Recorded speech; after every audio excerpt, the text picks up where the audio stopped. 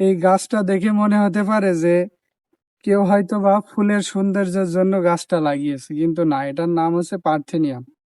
আর এই গাছটা খুবই বিপজ্জনক, এটাকে জীবন্ত ক্যান্সারও বলা হয়।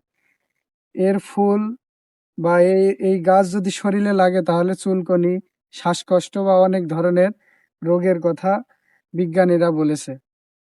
এটা বাংলাদেশে ছিল না।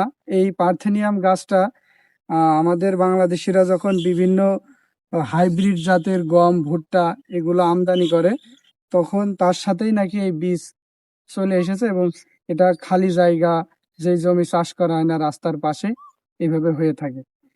তো আমরা অনেকেই অসচেতন হয়ে এই পার্থেনিয়াম গাছ ফুল ভেবে হাতে ছুঁয়ে দেখি, আবার গরু বেঁধে দিই। গরু খেলেও গরু অসুস্থ হওয়ার সম্ভাবনা আছে। তো আমরা সবাই মিলে এই গাছকে নিধন করব এবং কেটে ফেলে দেব। আমরা এই পার্থেনিয়াম গাছের সংস্পর্শে আসবো না। যদি এই গাছ কাটতে হয় তাহলে অবশ্যই আমরা গ্লাভস পরে, মুখে মাস্ক পরে গাছ কাটবো। সবাই সচেতন থাকবেন। ধন্যবাদ।